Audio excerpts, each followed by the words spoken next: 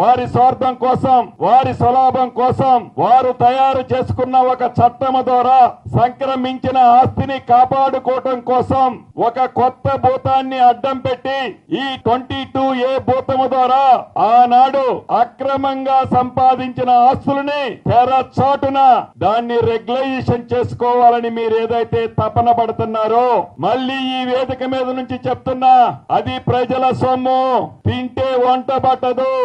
ఎన్ని వేల ఎకరాలు మీరు అక్రమంగా సంక్రమించుకున్నారో ఇప్పటికే రాష్ట్ర ప్రభుత్వం ఎస్సీటీని వేశాం. దాని ద్వారా మీరు ఎంత ప్రజలను రెచ్చగొట్టినా నా రైతన్నలకి, హైదరాబాద్ కోరు ప్రాంతంలో ఉండే ప్రజానికానికి నిజమేంటో తెలుసు. అంతేకాని వారిని ఫ్రంట్ రోల్లో పెట్టి వేలాది ఎకరాలు అక్రమంగా సంపాదించుకున్న ఆస్తులని ప్రొహిబిటెడ్ లిస్ట్ లో ఈ ప్రభుత్వం వచ్చిన తర్వాత పెట్టిన ఆస్తులని రిలీజ్ చేసుకోవాలని మీరు కంటున్న కలలో ఈ ప్రభుత్వంలో పప్పులుడుకో, ముక్కు తాడేసి ఎలా కట్టాలో ఈ ప్రభుత్వానికి తెలుసు.